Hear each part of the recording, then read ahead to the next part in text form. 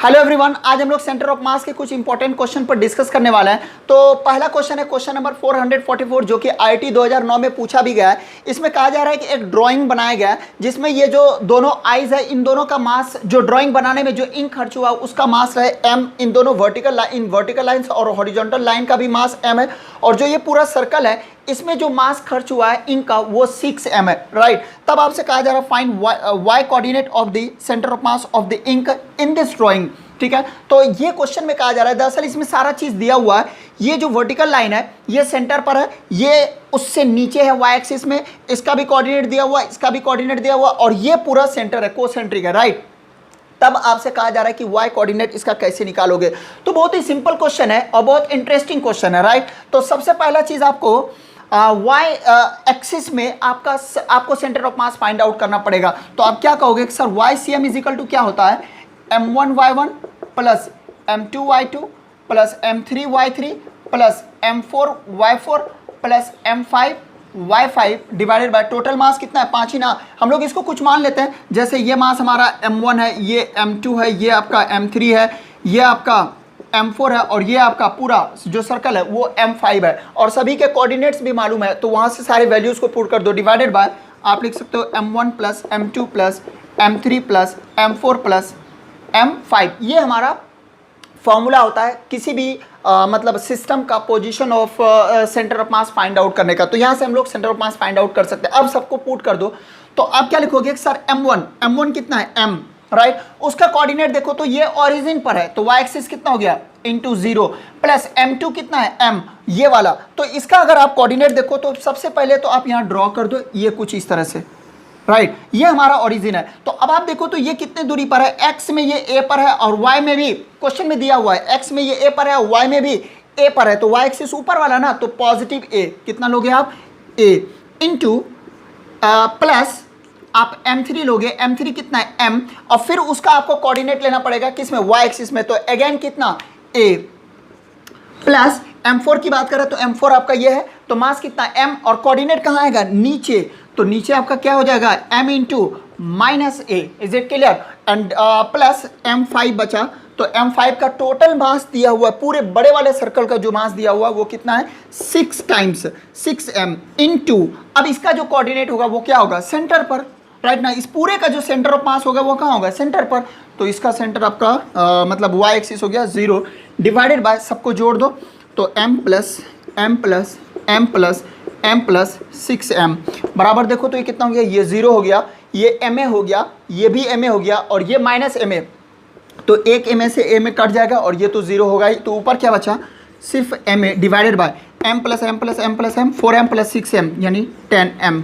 तो m से m भी कट जाएगा और ये a बाय 10 आपका आंसर हो गया, ठीक है। अब आप मिला लो कौन सा ऑप्शन है। तो बहुत ही सिंपल क्वेश्चन था। इसमें क्या करना था कि पहले क्वेश्चन को ढंग से पढ़ो, उसके बाद देखो उसमें क्या क्या चीज़ दिया हुआ है और फिर सारी चीज़ों का मतलब आपको क्या है ना कि जितने भी मास दिया हुआ है सबका मास आप पहले आइडेंटिफाई कर लो, सबके कोऑर्डिनेट्स लिख लो और उसके बाद फिर फॉर्मूला पर बिठा दो, ठीक है। अब मैं आपको एक क्वेश्चन देता हूँ कि आप इसमें एक्स कोऑर्डिनेट बताओ कि एक्स कोऑर्डिनेट कितना आ रहा है, ठीक है। और उसका जो भी आता है कमेंट करके बताओ। चलिए ठीक है, नेक्स्ट क्वेश्चन की तरफ बढ़ते हैं। तो नेक्स्ट क्वेश्चन है क्वेश्चन नंबर 445 जो कि AIEEE 2003 में पूछा गया और AIPMT 2015 में पूछा गया। इसीलिए मैं कहता हूं कि मेडिकल वालों को जेईई का क्वेश्चन जरूर बनाना चाहिए और जेईई वाले को AIPMT नीट का क्वेश्चन जरूर बनाना चाहिए। वो अगले क्वेश्चन में इसका भी प्रूफ दूंगा क्योंकि ये क्वेश्चन बहुत रिपीट करते हैं। तो चलिए इस क्वेश्चन पर आते हैं। पहले क्वेश्चन पढ़ दे रहा हूं। इसमें कहा जा रहा है 2 spherical bodies of mass m and 5m and radii r and 2r respectively are released in free space with a separation between their centers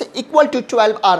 मतलब इन दोनों के सेंटर का जो सेपरेशन है वो कितना है 12r, राइट। और ये सब कहाँ रिलीज किया गया, एक फ्री स्पेस में। सपोज करो ये फ्री स्पेस है और यहाँ पर कोई और भी फोर्स नहीं लग रहा है। इसमें कहा जा रहा है if they attract each other due to gravitational force only then the distance covered by the smaller body just before collision is what. मतलब ये दोनों म्यूचुअल ग्रेविटेशनल फोर्स की वजह से अट्रैक्ट करना शुरू करेगा और इन दोनों में कोलिजन होगा। तब आपसे कहा जा रहा है कि ये कितना डिस्टेंस ट्रेवल कर जाएगा, ठीक है। तो ये सब कुछ फ्री स्पेस में, इसमें कोई और एक्स्ट्रा फोर्स नहीं लग रहा है, सिर्फ इन दोनों के बीच में म्यूचुअल ग्रेविटेशनल फोर्स लगेगा। अच्छा एक बात बताओ, ये कोलाइड करके टकराएगा तो ये फेस टू फेस टकराएगा ना, इनके बीच के सेंटर्स का डिस्टेंस 12r है और ये कितना है r और ये कितना है 2r, तो इन दोनों के बीच का जो सेपरेशन हुआ ये वाला सेपरेशन ये कितना हो गया, आप कहोगे सर 9r, क्योंकि 12r माइनस 3r कर दो तो ये 9r हो जाएगा। ठीक है, अच्छा मान लेते हैं कि ये कुछ डिस्टेंस चलने के बाद, यहीं पर मैं एक फिगर बना रहा हूं, ये कुछ इतना चला और ये इतना चला, चलने के बाद इस पोजीशन पर टकरा जाता है, तब ये कहा जाता है कि ये कितना चला। तो मान लेते हैं ये कुछ x डिस्टेंस चला होगा, समझ में आ रही बात, ये x डिस्टेंस चला होगा, ये कितना चला होगा, तो ये 9 माइनस x डिस्टेंस चला होगा। क्यों? क्योंकि टोटल 9r है, तो ये अगर x चल गया, ये यहां से फेस टू फेस देखते तो ज्यादा बेटर होता, तो ये अगर x चला है, यहां आकर के कोलिजन हो रहा, तो ये कितना चला, आप कहोगे सर 9r माइनस x, तो इन दोनों को आपको ध्यान में रखना है। यहां पर कोई एक्सटर्नल फोर्स नहीं है, तो जब sigma F external is equal to 0 तो आप क्या कहोगे कि XCM XCM 1 is equal to XCM आपका 2, राइट। दोनों के लिए आप अलग अलग सेंटर ऑफ मास निकाल सकते हो और दोनों को इक्वेट कर दो, क्योंकि कोई भी एक्सटर्नल फोर्स वगैरह लग नहीं रहा है। तो इसके लिए अगर आप लिखोगे तो आप क्या लिखोगे सर, m1 x1 बराबर m2 x2, m1 का मास कितना है m, x1 पोजीशन कितना है, ये कितना चला x, बराबर m2 कितना चला, तो m2 का मास कितना है पहले तो वो लिख लो 5m, राइट ना, 5m, और x2 वो कितना चला, तो इतना डिस्टेंस चला, कितना 9r minus x, 9r minus x, क्योंकि फेस टू फेस टोटल कितना डिस्टेंस है 9r, और ये x चल गया तो इसको कितना चलना पड़ेगा 9r माइनस x, और देखो तो यहाँ मास से मास कट जाएगा और ये लिख सकते हो x इज इक्वल टू 5 से मल्टीप्लाई करो तो ये हो जाएगा 45r माइनस 5x, इस 5x को इधर ले आओ तो 6x इज इक्वल टू लिख सकते हैं 45r, और x इज इक्वल टू हम लोग लिख सकते हैं कि 45/6r, 45 15 से कटता है क्या, हाँ, तो 15 से 15 3 बार में और 3 से 2 बार में 6 भी कट जाएगा, तो r यानी हो जाएगा 7.5r, इतना कुछ आंसर आ गया। ठीक है, आप मिला लो कौन सा ऑप्शन आ रहा है, option number D is the correct option. तो ये क्वेश्चन था AIEEE 2003 में पूछा था और AFMT 2015 में पूछा था, काफ़ी ठीक ठाक क्वेश्चन था, सिंपल ही था, बहुत ज़्यादा इसमें कुछ करना नहीं था, बस आपको देखना था, विजुअलाइज करना था हो क्या रहा है और इसके बीच का डिस्टेंस क्या है, एक सेंटर टू सेंटर जो कहा जा रहा है और एक आप देख लो फिर सेंटर टू सेंटर से ही हम इसको इसका फेस टू फेस डिस्टेंस निकाल सकते हैं, क्योंकि ये r है और ये 2r है, तो फेस टू फेस कितना डिस्टेंस हो गया 9r, और जब ये x चलेगा तो इसको और कितना चलना पड़ेगा 9r माइनस x, बाकी सारी चीज़ों को इक्वेट कर दीजिए। चलिए नेक्स्ट क्वेश्चन की तरफ आते हैं। तो नेक्स्ट क्वेश्चन है क्वेश्चन नंबर 446 जो कि JEE मेन 2015 में पूछा गया है। इसमें कहा जा रहा है एक सॉलिड कौन है जिसका रेडियस r दिया हुआ है और इसमें पूछा जा रहा है कि वर्टेक्स से इसका सेंटर ऑफ मास का जो डिस्टेंस है वो z0 है, तब आपसे कहा जा रहा है z0 इज व्हाट। तो आपको ये याद होना चाहिए और याद रहता ही है मैक्सिमम स्टूडेंट को कि इसका जो बेस से सेंटर ऑफ मास होता है वो होता है h/4, याद रहना चाहिए। ठीक है, मतलब ये जो बेस है, बेस से कितनी दूरी पर होगा सेंटर ऑफ मास, कितने हाइट पर होगा, तो वो h/4 पर होता है, राइट। तो पूरा हाइट कितना है h, तो आप z0 इज इक्वल टू क्या बोलोगे sir, z0 is equal to पूरा हाइट h है और h में इसको आप घटा दो h/4, तो ये कितना हो जाएगा 3h/4 और ये आपका आंसर हो जाएगा। तो ध्यान रखना है क्वेश्चन में दोनों तरीके से पूछा जाता है, कभी वर्टेक्स से ऊपर से पूछ देगा और कभी बेस से पूछेगा। अगर बेस से पूछे तो कितना h/4 और ये कितना 3h/4। तो इस तरह से ये बहुत ही सिंपल क्वेश्चन था जो कि ऑलमोस्ट सभी लोगों को ये याद ही होता है और ये एकदम फॉर्मूला पुटिंग था, आपको इसको याद रखना चाहिए और वेरी सिंपल वे में आप इस टाइप के क्वेश्चन को सॉल्व कर सकते हो। ठीक है, चलिए हम लोग नेक्स्ट क्वेश्चन की तरफ बढ़ते हैं। हमारा नेक्स्ट क्वेश्चन है क्वेश्चन नंबर 455। इसमें कहा जा रहा है, मैं थोड़ा क्वेश्चन पढ़ दे रहा हूँ और एक बात ध्यान में रखना है कि ये AFMT 2004 में पूछा गया, फिर AIEEE 2006 में पूछा गया। मैंने कहा था ना कि ये रिपीट करता है, JEE मेन का क्वेश्चन नीट में, नीट का क्वेश्चन JEE मेन में खूब रिपीट किया जाता है। तो आप थोड़ा सा इन सभी क्वेश्चंस को बनाओ और इस बुक में मैंने यही किया है कि सारे क्वेश्चंस को मैंने सम अप कर दिया है। अब जैसे जो मेडिकल के स्टूडेंट है वो नीट वाले को ये JEE मेन वाले क्वेश्चन नहीं बनाते हैं, जो JEE मेन के स्टूडेंट है वो कभी भी मेडिकल के क्वेश्चन नहीं बनाएंगे, क्योंकि वो सोचता है कि हम तो IT के स्टूडेंट हैं, हमें ये सब बनाने की क्या जरूरत है। और देख रहे हो क्वेश्चन रिपीट करता है, इसलिए इस बातों को ध्यान में रखना है। तो मैं पहले क्वेश्चन पढ़ दे रहा हूँ, इसमें क्या कहा जा रहा है कि consider a system of two particles having masses m1 and m2 if the particle of mass m1 is pushed towards the center of mass of the particles through a distance d, by what distance would be particle of mass m2 move so as to keep the centre of mass of the particles at the original position. मतलब क्या कहा गया कि ये जो हमारा centre दो body है, सपोज करो ये दोनों है ना, और ये यहाँ पे अभी कुछ दूरी पर रखा हुआ है, सपोज दैट, है ना, तो अभी इसका कुछ अपना सेंटर ऑफ मास होगा। अब क्या कहा गया कि इसको हमने पुश किया कुछ डी डिस्टेंस तक, थोड़ा सा ध्यान रखना है। अब मैंने इसको डी डिस्टेंस तक यहाँ तक पुश कर दिया, ये अब m1 है, कितना मैंने पुश किया, डी डिस्टेंस तक, किधर, आगे की तरफ। अभी इसका सेंटर ऑफ मास कहीं होगा, मान लो इसी को अभी हम लोग फाइंड आउट कर लेंगे। अब कहा गया कि इसको हम कितना पुश करें कि इसका सेंटर ऑफ मास चेंज ना करे। तो आप कॉमन सेंस लगाओ कि अगर मैंने इसको इधर पुश किया तो इसका अगर सेंटर ऑफ मास नहीं बदलना है तो इसको हमें अंदर की तरफ पुश करना पड़ेगा, राइट। तो सपोज करो कि मैंने इसको कुछ अंदर पुश कर दिया, ये अब m2 का पोजीशन है। तो पहले इसका इनिशियल पोजीशन ये था, इसका इनिशियल पोजीशन ये था, मैंने d पुश किया इधर, तो सपोज करो मैंने इधर इसको ले आया कितना, d डैश। एक बात और ध्यान रखना है, अगर ये हम गलत सोच पाए, सपोज करो कि अगर हमने इधर ले लिया और ये साइन निगेटिव आ जाए तो आप समझ लेना कि ये उधर जाएगा, और अगर हमने उधर ले गया और हमारा साइन निगेटिव आ जाए दैट मीन्स वो इधर आ जाएगा। ऐसा नहीं कि आप ये समझना कि गलत हो गया, नहीं। तो खैर कॉमन सेंस यही कह रहा है कि इसको हमें इधर शिफ्ट करना चाहिए, तो ये वैल्यू पॉजिटिव ही आएगा, नहीं पॉजिटिव आएगा तो फिर ये उधर शिफ्ट हुआ होगा, ठीक है। इन बातों को ध्यान में रखना है। अब आप दोनों के लिए अलग अलग पोजीशन ऑफ सेंटर ऑफ मास निकालो, ठीक है, और दोनों को इक्वेट कर दो क्योंकि कोई भी एक्सटर्नल फोर्स नहीं है, राइट। तो अब अगर आप इसका पोजीशन ऑफ सेंटर ऑफ मास निकालो तो क्या कहोगे कि सर एक्सीएम जो इनिशियल होगा आप क्या लिखोगे कि m1x1 plus m2x2 divided by आपका m1 प्लस m2, और देखो तो m1x1 तो ये तो पोजीशन 0 है तो ये 0 हो जाएगा, प्लस m2 और x2 मैंने कितना माना है टोटल x डिवाइडेड बाय, मतलब यहाँ ओरिजिन से लेकर के इसके बीच का सेपरेशन कितना है, x2 को मैंने x माना है, डिवाइडेड बाय आपका m1 प्लस m2, यानी कि हम लोग x1 लिख सकते हैं या xcm इनिशियल हम लोग लिख सकते हैं कितना, आपका m2x upon m1 plus m2, एक नंबर। अब इसके लिए हम लोग बात करते हैं, तो अगर इसके लिए सेंटर ऑफ मास लिखा जाए तो आप क्या लिखोगे। आप देखो ये हमारा ओरिजिन, ये ओरिजिन है, ओरिजिन से इसको मैंने कितना डिस्प्लेसमेंट दिया d, और इसका जो पहले वाला जो डिस्टेंस था वो कितना था x, और इसको मैंने इधर कितना डिस्प्लेसमेंट दिया d डैश। तो ओरिजिन से इसका कितनी मतलब ये m2 का कितना डिस्टेंस हो गया, तो आप क्या कहोगे sir x minus d dash. Is it clear. तो इसका भी पोजीशन मिल गया और इसका भी m2 का भी पोजीशन हमें मिल गया। अब यहाँ से आप xcm लिख सकते हो कि सर xcm जो फाइनल होगा वो हम लोग लिखेंगे क्या, m1x1 प्लस आपका m2x2 divided by m1 plus m2। देखो यार m1 कितना है, m1 आपका m1 ही है, तो m1 x1 क्या है d प्लस m2 और x2 कितना है, तो कहाँ से, ओरिजिन से हम बात करें तो ओरिजिन से ये कितने दूरी पर है, x minus D dash, x minus D. ये क्लियर हुआ या नहीं। पहले ये यहाँ पर था, ये यहाँ पर था, ये कहाँ पर था, यहाँ पर, यहाँ कौन सा डिस्टेंस है x, ठीक है। मैंने इसको d डिस्प्लेसमेंट दिया तो इसको भी अंदर मैंने d डैश लाया, तो अब ये अभी ये वाला पोजीशन है इसका, ठीक है। तो यहाँ से ओरिजिन से कितने दूरी पर है, तो पूरा था x, मैंने d डैश अंदर ले आया तो x minus D dash divided by m1 plus m2, इसका नाम रख दो 2 नंबर।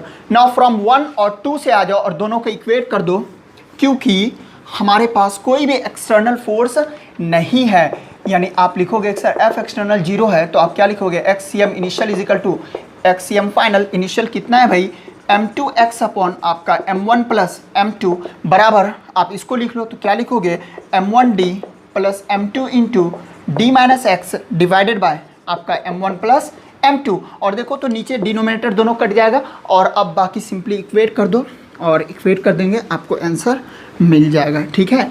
तो एक बार हम लोग इक्वेट करके देख लेते हैं, तो ये आ जाएगा m2x बराबर m1d plus m2d minus m2x।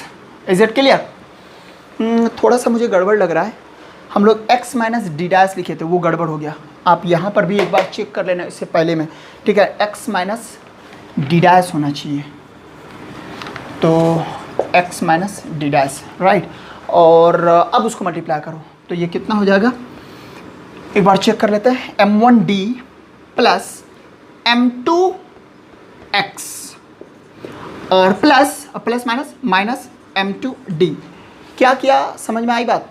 वो गड़बड़ लिखा गया था, d माइनस एक्स हो गया था। हमें जो पोजीशन लेना था m2 का वो कितना है, x माइनस डी डैश, तो x माइनस डी डैश लिखा और उससे मल्टीप्लाई कर दिया डी डैश। ध्यान देना है, बार बार गलत हो रहा है। तो इसको इधर अगर लाएंगे तो निगेटिव हो जाएगा, ये कैंसिल आउट हो जाएगा, यानी कि हम लोग लिख सकते हैं कि सर m1d बराबर, उसको उधर ले जाओ बराबर के उस पार, तो ये माइनस प्लस हो जाएगा m2 D dash. Now D dash is कितना, m1d बाय m2।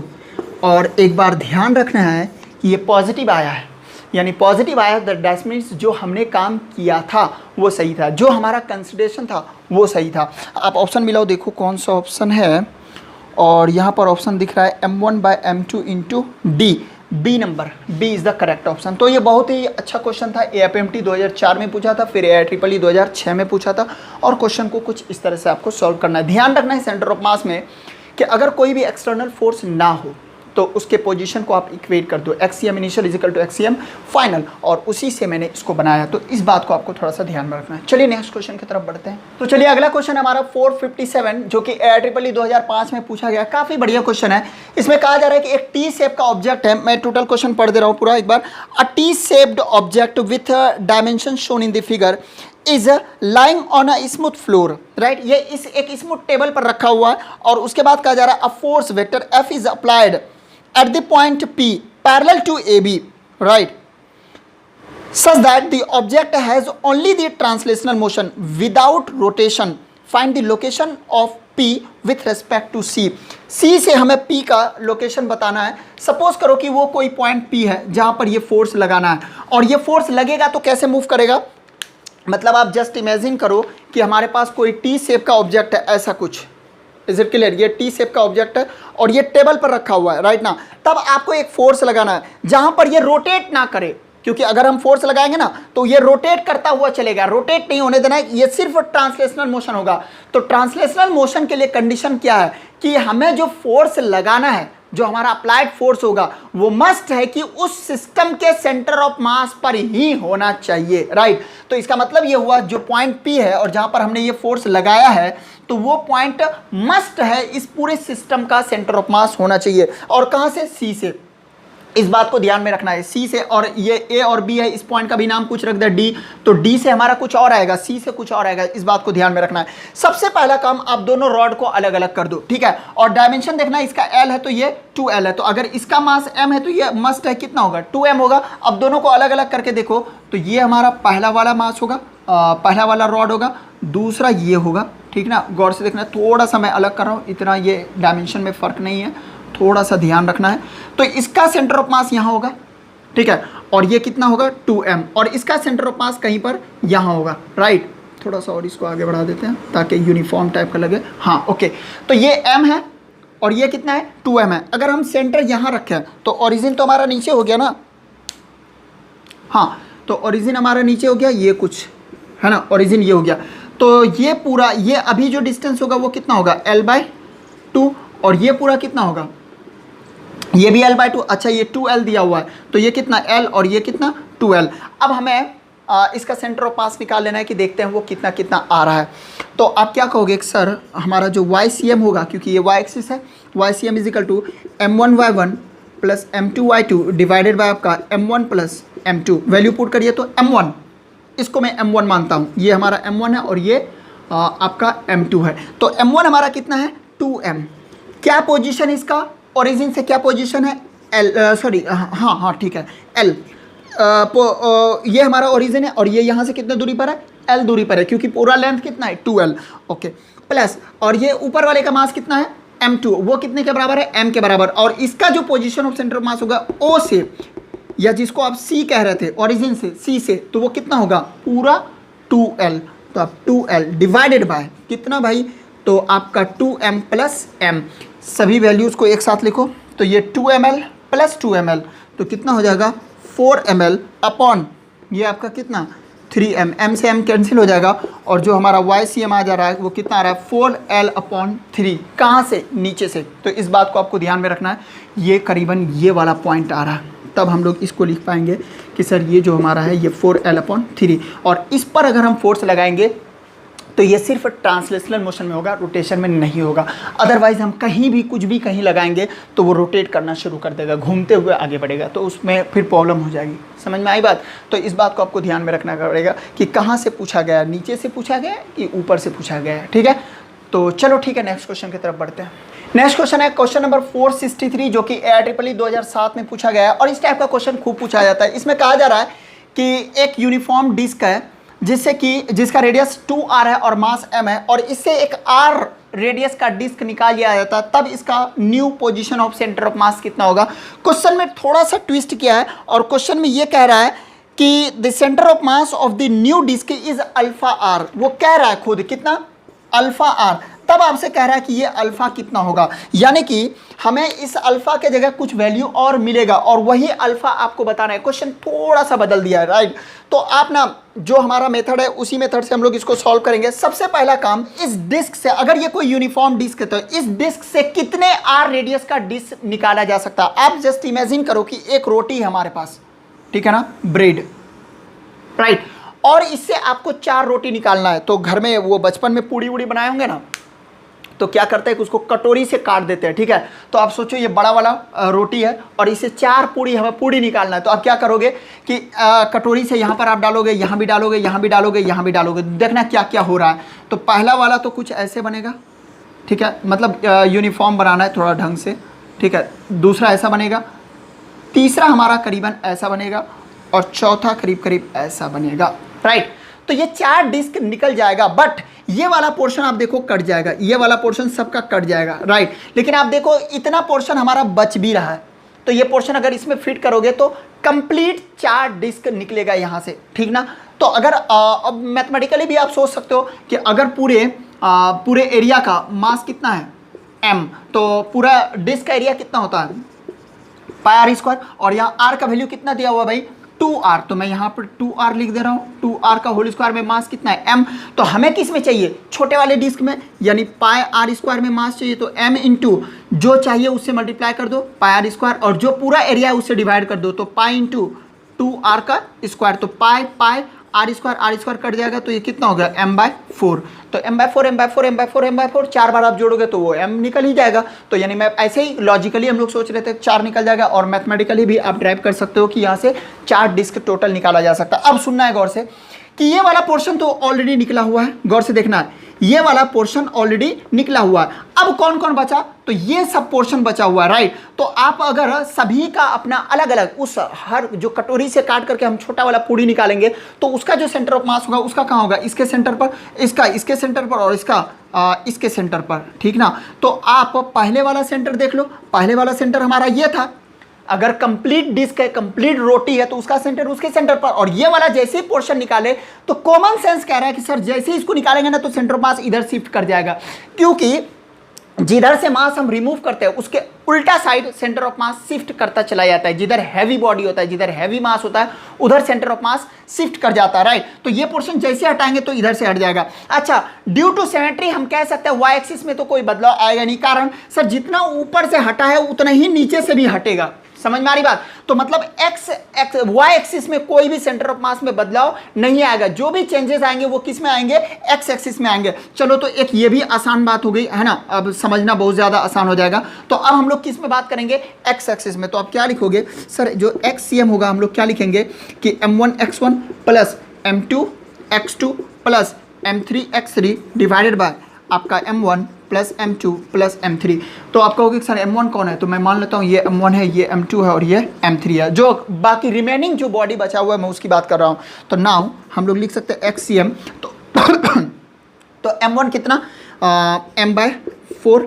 x1 की बात करा तो देखो, तो ये वाला कहाँ पर है, सेंटर पर है ना, तो x0 plus m/4, right, m/4। अगर मैं x2 की बात करूँ तो ये वाला ना, ये वाला, तो ये सेंटर है और इधर आ रहे हैं तो कितना माइनस में आएगा, तो -r प्लस m/4 m3, और m3 का पोजीशन देखो तो वो नीचे है, तो x अगेन यहाँ पर क्या हो जाएगा 0, तो ये 0 एंड डिवाइडेड बाय क्या लिखोगे आप m1 plus m2 plus m3, यानी 3 टाइम्स m/4। तो अब देखो तो यहाँ से आप कह सकते हो कि सर ये तो 0 ही हो जाएगा, ये भी 0 हो जाएगा, तो बचेगा क्या m/4, तो m/4 से m/4 कैंसिल आउट हो जाएगा, और कितना आ रहा है, तो आप कहोगे सर जो हमारा एक्सियम आ रहा है, मैं ऊपर लिख दे रहा हूँ, वो आ रहा है -r/3, -r/3। और निगेटिव साइन क्या बता रहा है, मैंने अभी भी बोला था कि सेंटर ऑफ मास इधर शिफ्ट किया है, ठीक ना, centre of mass left side shift किया है, तो निगेटिव साइन अगर राइट साइड इसको उठाते तो इसको उठाते तो फिर उधर शिफ्ट करता, ठीक है ना। और यहाँ से उठाया, यहाँ से भी निकालना है, तो फिर सेंटर ऑफ मास बीच में आ जाएगा। क्यों? दोनों तरफ से उतना ही मास मैंने हटाया, ठीक है। तो अगर एक तरफ से हटाओगे तो दूसरे तरफ शिफ्ट करेगा, इधर से हटाए तो इधर शिफ्ट करेगा, इधर से हटाएंगे तो उधर शिफ्ट करेगा, ऊपर से हटाएंगे तो नीचे शिफ्ट करेगा, नीचे से हटाएंगे तो ऊपर शिफ्ट करेगा। लेकिन दोनों तरफ से अगर हम हटा लें तो सेंटर ऑफ मास फिर वहीं पर आ जाएगा जहाँ पहले था। तो अब आप इसको लिख सकते हो सर, हम लोग इसको ऐसा लिख सकते हैं क्या कि -1/3r। तो अब आप देखो यहाँ अल्फा आर दिया हुआ है, तो अल्फा के जगह क्या आ गया, 1/3 पॉजिटिव साइन में, ठीक है। ऑप्शन देखो कौन सा मिल रहा है। तो कुछ इस तरह से क्वेश्चन पूछा है, तो ये सब बहुत ही अच्छा क्वेश्चन था, इसको आप लोग बनाइए। और भी अगर किसी क्वेश्चन में डाउट है तो आप इस बुक को बनाए, इससे क्वेश्चन आप पूछ सकते हो। ऊपर से एक और काम आप कर सकते हो कि जेईमेन और नीट का जो क्वेश्चन बैंक है, जो आपके पास जेईमेन और नीट का क्वेश्चन बैंक है, उसको आप प्रीवियस ईयर क्वेश्चन को लगाओ। उसमें भी कोई प्रॉब्लम होती है तो आप हमसे सवाल पूछ सकते हो, कमेंट करो। कोई भी प्रॉब्लम होती है तो उसको पूछ सकते हो आप। और भी कोई दिक्कत होती है तो आप इस नंबर पर व्हाट्सअप करो और हमें पिक भेज दो, तो मैं आपको सॉल्यूशन अपलोड कर दूंगा, ठीक है। तो खूब पढ़िए, अभी आपके पास टाइम है, बहुत ज़्यादा टाइम है, और अच्छे से पढ़िए, दिल लगा करके पढ़िए। इंशाल्लाह रिजल्ट बहुत ही अच्छा रहेगा, जितना आप सोच रहे हो उससे भी बेटर रिजल्ट रहेगा, ठीक है। तो wish all the very best, मिलते हैं फिर, थैंक यू।